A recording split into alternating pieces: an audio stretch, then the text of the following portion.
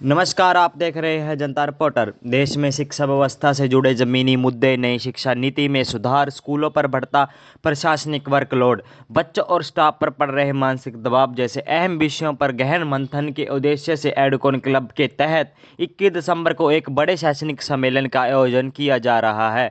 इस आयोजन की मेजबानी माता हर की देवी group, the private school association Haryana और द सिरसा एसोसिएशन संयुक्त रूप से कर रहे हैं।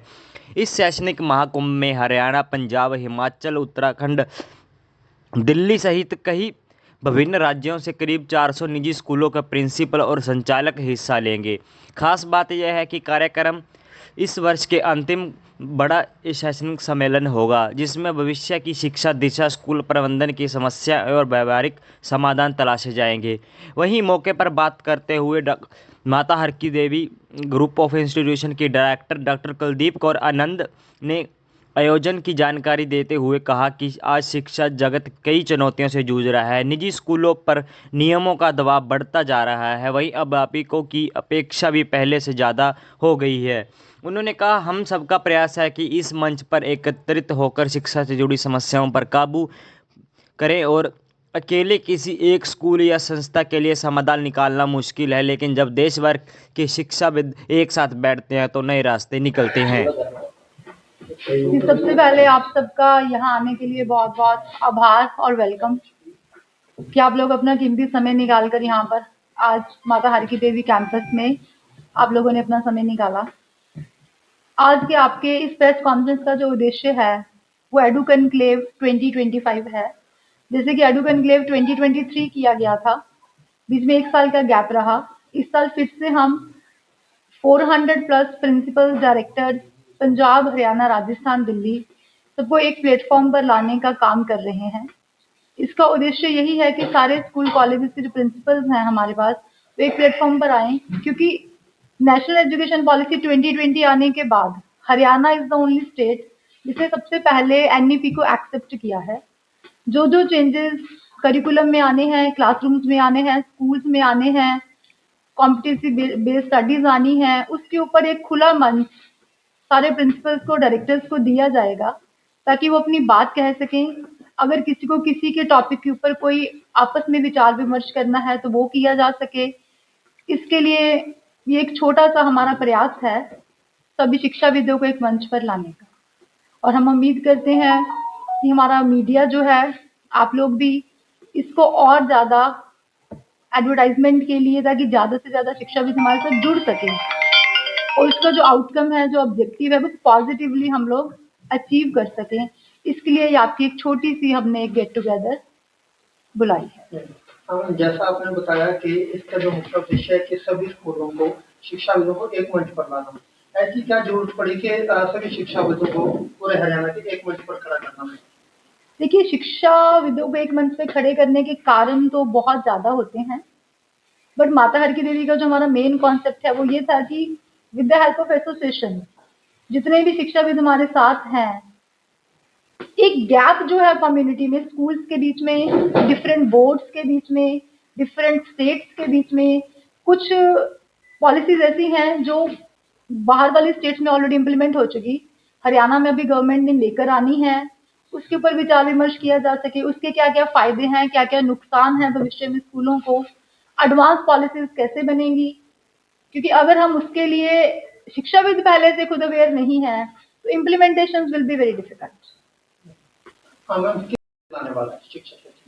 देखिए, एडू कॉन्क्लेव का हमारा जो ऑब्जेक्टिव है बदलाव लाने का, वो ये है कि सबसे इम्पोर्टेंट जो है वो है एजुकेशन पॉलिसी को इम्प्लीमेंट करना। एजुकेशन पॉलिसी को लेकर बहुत सारा भ्रम और भ्रांतियां फैली हुई हैं। कुछ एस्पेक्ट्स ऐसे हैं जो बहुत पॉजिटिव हैं और हर स्कूल को, हर स्टेट को उसको इम्प्लीमेंट करना चाहिए। कुछ पॉइंट्स ऐसे हैं जो इम्प्लीमेंटेशन से पहले स्कूल्स को खुद रीएनालिसिस करने चाहिए कि हम उसको किस एक्सटेंट तक इम्प्लीमेंट करें और किस एक्सटेंट तक हम लीगली उसको रोक लें। क्योंकि बहुत सी चीज़ें यहाँ पे ऐसी मिलेंगी जब आप उस डॉक्यूमेंट को पढ़ेंगे 450-500 पेज में, कि बहुत सी चीज़ें हैं जिनके ऊपर एक एक पॉइंट का जो मायने हैं वो शायद आज नज़र नहीं आ रहे, 5 साल बाद, 7 साल बाद, 10 साल बाद हर स्कूल के ऊपर उसका इम्पैक्ट नज़र आएगा। ये एडू कॉन्क्लेव जो होगा 21 दिसंबर को होना है, तो इसमें मुख्य एजेंडे जो है वो क्या रखे जाएंगे? जो आपने अभी बताया है यही रहेंगे या इनके अलावा भी कोई और मुख्य बिंदु है जिन पे फोकस किया जाएगा? सर देखिए, इसके ऊपर सबसे इम्पोर्टेंट मुद्दा जो रहेगा वो ट्रिपल एस का रहेगा। Triple S is a school authority जो एजुकेशन पॉलिसी में अभी प्रोस्पेक्ट की गई है गवर्नमेंट के द्वारा। हरियाणा में अभी इम्प्लीमेंट नहीं हुई है, कुछ स्टेट्स में हो गई है। उसके इम्प्लीमेंटेशन में क्या क्या प्रॉब्लम्स आई, क्या क्या एरियाज हमें वर्कआउट करने चाहिए एडवांस में, उसके ऊपर डिजिटल ट्रांसफॉर्मेशन है। एक तरफ से हम डिजिटल ट्रांसफॉर्मेशन को क्लासरूम में बढ़ाते जा रहे हैं, स्मार्ट क्लासेस एंड ऑल को। उसके जो साइड इफेक्ट्स बच्चों के ऊपर हेल्थ के ऊपर आ रहे हैं, बच्चों का mental health, social health, emotional health, as well as teachers का मेंटल हेल्थ, इमोशनल हेल्थ, और स्कूल लीडर्स का mental health and emotional health is equivalent important. बच्चों और अभिभावकों की राय ली जाएगी कार्यक्रम को लेकर, किस तरह का कार्यक्रम हो, उनकी जो समस्याएं हैं उनको भी सुना जाएगा। सर बच्चों और अभिभावकों की राय तो देखिए कि हर स्कूल अपने तरफ से लेता है। यहाँ पे यह है कि अभिभावकों को स्कूल सुनता है, टीचरों को स्कूल सुनता है, प्रिंसिपल्स और लीडर्स की सुनने वाला कोई नहीं है। इसलिए ये एक प्लेटफॉर्म ऑर्गेनाइज किया गया है ताकि उनके अंदर भी जो चीजें हैं वो किससे बात करें। फॉर एग्जाम्पल अगर मैं किसी स्कूल को चला रही हूँ तो मैं अपने हिसाब से अपने दिमाग से चीजें एग्जीक्यूट कर रही हूँ। उसमें से कुछ सही भी होंगी, कुछ गलत भी होंगी, कुछ ठीक करने वाली भी होगी। कोई एरिया कोई और स्कूल में से बेटर कर रहा होगा, हम किसी और स्कूल से बेटर कर रहे होंगे। तो उस गैप को कवर करने के लिए सारे एजुकेटर्स को मुझे लगता है कि हमें एक प्लेटफॉर्म पर आना चाहिए। मैम स्कूलों की जरूरत रहती है, आर्ट्स की जरूरत रहती है, लाइफ स्किल की जरूरत रहती है, उसके लिए किस तरह के काम किए जाएगा? देखिए आर्ट्स और अगर हम लाइफ स्किल्स की बात करें तो अगर लेटेस्ट जो सीबीएसई का सर्कुलर आया है 6 to 8 में टोटल करिकुलम अगले साल से वो इंक्वायरी बेस्ड और कॉम्पिटेंसी बेस्ड ही हो रहा है। उसके ऊपर ऑलरेडी अलग से एक पैनल प्लान किया गया है जिसमें ये डिस्कस किया जाएगा कि 6 to 8 के करिकुलम को हर स्कूल ने एज पर न्यू सर्कुलर और पॉलिसीज में क्या क्या चेंजेस हमें करने हैं। मैम स्कूलों में अक्सर देखा जाता है बच्चों के लिए अलग अलग कार्यक्रम किए जाते हैं, कहीं ना कहीं टीचरों को शिक्षकों को भी इस चीज की ट्रेनिंग वगैरह की जरूरत रहती है, उसके लिए किस तरह के प्रयास किए जाए? देखिए ट्रेनिंग का जो मुद्दा रहा वो एक बहुत सेंसिबल मुद्दा रहा स्कूल्स के अंदर, क्योंकि अगर हर स्कूल अपने लेवल पर अगर स्पीकर्स बुला के ट्रेनिंग करता है तो वो कहीं ना कहीं स्कूल्स को फाइनेंशियली स्टेबल नहीं रहती। इसमें हम एक प्रयास ये भी कर रहे हैं, अब जितने भी स्कूल यहाँ पर आएंगे अगर वो सब किसी एक मुद्दे पर एग्री करेंगे तो we are planning a module training कि 10-10, 15-15 स्कूल्स के ब्लॉक्स बनाकर स्लॉट्स बनाकर हम 15 स्कूल्स के टीचर को एक प्लेटफॉर्म पे ट्रेनिंग दें ताकि ये स्कूल्स के लिए फाइनेंशियली भी वाइबल रहे और इसका जो लोड है वो टीचर्स के ऊपर ना आए। खड़ा करने के लिए एमएचडी ग्रुप की आगामी रणनीति क्या है? देखिए यहाँ पे मैं एक थोड़ी सी करेक्शन करना चाहती हूँ कि जो आगामी रणनीति है एमएचडी ग्रुप एक को पावर्ड संस्था के साथ खड़ा है। एक्चुअल में ये प्रयास जो हमारे साथ किया जा रहा है वो स्कूल एसोसिएशन हरियाणा और द सिरसा एसोसिएशन जो इनकी डिस्ट्रिक्ट एसोसिएशन है Pankaj the private school association Sirsa उसके साथ भी है। इसका कंसर्न यही रहेगा कि आने वाले सालों में भी अगर हर साल नहीं पॉसिबल हुआ क्योंकि इसमें बहुत सारा प्रोसेस इन्वॉल्व है, बहुत सारे फाइनेंसेस इन्वॉल्व हैं, बहुत सारी मैन पावर रिक्वायर्ड है, ये हमारा एटलीस्ट 1.5 महीने का दिन रात का एफर्ट है।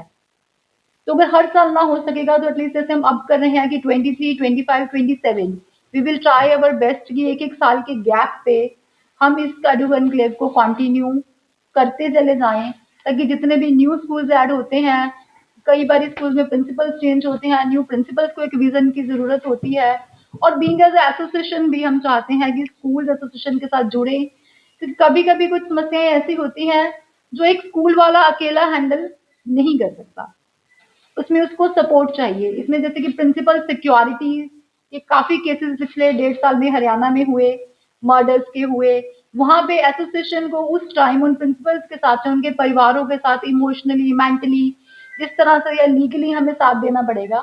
इसमें एक लीगल पैनल भी बनाया जाएगा स्कूल्स की तरफ से जो हर जगह पे जहां पर भी प्रिंसिपल्स या स्कूल्स को कोई परेशानी है तो एज अ फैमिली हम उनके साथ एक एक्सटेंडेड हैंड उनको अपना प्रपोज करेंगे। ये इसमें जो समाज और शिक्षा जगत को जो फायदा है वो तो डिपेंड करता है, देखिए कि आप क्या यहाँ से लेकर जाना चाहते हैं। अगर क्लासरूम में भी एक बच्चे को 40 बच्चों को टीचर पढ़ा रहा होता है तो हर बच्चे की अपनी गेनिंग होती है, जहाँ पे जो लोग 400 लोग आएंगे, अब हर एक की अपनी गेनिंग तो मैं कैलकुलेट नहीं कर पाऊंगी, पर यहाँ पे ये है कि हमारी तरफ से जो चीजें प्रोवाइड करवाई जाएंगी उसमें ये है कि जो आजकल हमें लगता है कि बच्चे स्ट्रेस में हैं, but when we are heading the chair तो आप पूछ के देखिए कि टीचर्स उससे ज्यादा स्ट्रेस में हैं, प्रिंसिपल्स उनसे भी ज्यादा स्ट्रेस में हैं और स्कूल लीडर्स उससे भी ज्यादा स्ट्रेस में हैं। तो जब हम टॉप लीडरशिप अगर स्ट्रेस में है तो बॉटम लीडरशिप उसको स्ट्रेस फ्री डिलीवर कैसे करेगी? नहीं कर सकती। तो सबसे पहले हमें टॉप लीडरशिप से लेकर middle leadership, then teaching, then students तक वो एक जो मेंटल हेल्थ प्रॉपरली डिलीवर करानी है। अगर हम उनकी परेशानियों को हल नहीं करेंगे, एक परेशान प्रिंसिपल एक हेल्दी स्कूल कैसे चलाएगा? तो ये एक छोटा सा प्रयास है कि हम उनको सुने, हम उनकी प्रॉब्लम्स पे डिस्कस करें, हम उनको सॉल्यूशंस दें। होने जा रहा है, किस तरह का जो कार्यक्रम होने वाला है, क्या? जैसे मैंने आपको बताया कि लगभग 400 के करीब स्कूल संचालक साथी आएंगे, विभिन्न प्रांतों से आएंगे। इसका मेन मोटिव यही है कि एक मंच पर सभी शिक्षाविद इकट्ठे हो जाए। दूसरा, जो आने वाली स्थितियां हैं, जिस प्रकार से सरकार द्वारा भी सिस्टम के ऊपर दबाव बन रहा है, पेरेंट्स का भी है, बच्चों भी स्ट्रेस में हैं, उन सब चीजों से किस प्रकार से आने वाले समय हम निकल सकते हैं, सारा माहौल एक तरफा हो जाए, सभी एकजुट हो जाए, तो इसलिए एक मंच दिया गया है सभी को जुड़ने के एजुकेशन के लिए। हम यहाँ पर भी जो प्रिंसिपल आ रहे हैं उनके साथ भी हमारी चर्चा होनी है इस बारे में। जो NEP आ रही है वो वैल्यू के साथ और प्रैक्टिकल के साथ आगे बढ़ना चाहती है, उसके लिए हम कैसे तैयार हों। बच्चों को जो वैल्यू बेस्ड है वो तो देखो हमारा बेसिक कंसेप्ट स्कूल का वही है कि बच्चों में वैल्यूज इतनी ज्यादा दें कि एक आने वाला समाज है वो अच्छा हो। लेकिन जो NEP के साथ जोड़कर उसको और इफेक्टिव कैसे बनाया जा सकता है, सोशल मीडिया के साथ बच्चों को जोड़ने के लिए इस तरीके से एक बिल्कुल ब्रीक लीक है एक अच्छे और बुरे में, तो उनको वैल्यू बेस्ड एजुकेशन की तरफ कैसे मोड़ा जाए, इन सब मुद्दों पर चर्चा हो। जैसा भी आपको मैम ने बताया कि जो ऊपरी स्तर है, जो लीडर्स हैं, जो स्कूल संचालक हैं, जो प्रिंसिपल हैं, अगर उनके ऊपर एक स्ट्रेस लेवल कम हो जाएगा, वो अपने आप को सिक्योर फील करेंगे कि हमने ये काम बच्चों के साथ करना है, बच्चों को पढ़ाना है और हमारे साथ एक टीम खड़ी है बैकअप पे जो हमारे साथ है, हमारे दायित्वों को, हमारे सिस्टम को समझेगी। तो नेचुरली बात है, बच्चों के ऊपर भी जो स्ट्रेस फ्री काम करेंगे तो बच्चों को उससे बड़े डिलीवर कर पाएंगे शिक्षा। देखिए, मैं तो ये बात कहूंगा कि ये शिक्षक विदों को इकट्ठा करने के लिए एक महासम्मेलन है, जिसमें पूरे हरियाणा से, पंजाब से, उत्तर प्रदेश से, उत्तराखंड से, हिमाचल से, J&K से भी सारे शिक्षाविद इकट्ठे होंगे और एक मंथन होगा। तो हमारा ये बात कहें कि ये हमारा एक परिवार है, तो एक परिवार के माध्यम से सारे स्कूल संचालक इकट्ठे होंगे तो शिक्षा की अलग अलग नीतियों पर यहाँ पर विचार किया जाएगा ताकि बच्चों का सर्वांगीण विकास हम कैसे कर सके। हाँ सर, जैसे हम पिछले सालों में देखते थे कि एक अध्यापक के गुरु की बड़ी इज्जत हुआ करती थी, लेकिन आजकल समाज में बच्चों में वो चीज नहीं रही। क्या बड़ा कारण मानते हैं? उसके लिए मैं तो सबसे बड़ा कारण आपका मोबाइल मानता हूँ कि पहले क्या होता था, बच्चे प्ले के लिए जाते थे, खेलने के लिए, रास्ते में गुरुजी मिल गए तो वो गली बदल लेते थे। आजकल बच्चे गली में जाते ही नहीं है, मोबाइल पे बैठे हैं, वहीं पर गेम खेल रहे हैं। और इसने जो शिक्षा का जो हमारा काफी नुकसान भी किया है, बच्चों का पढ़ाई की तरफ ध्यान भी कम हुआ है। जितने भी लगभग स्कूलों में जो वाहन पॉलिसी है, सिरसा के अंदर तो लगभग सारे डिस्ट्रिक्ट इसको फॉलो कर रहे हैं। और आपको ये पता होता है कि हर जगह 2-4 ऐसे स्कूल संचालक होते हैं जो इस लाइन में आ जाते हैं, लेकिन इसकी यथास्थिति को नहीं समझते भी इसका नुकसान क्या होगा। जैसा कि महेंद्रगढ़ में हुआ, आपको पता ही है, एक स्कूल संचालक की गलती से जिनके कागज कंप्लीट भी थे उनको भी उन यातनाओं से निकलना पड़ा।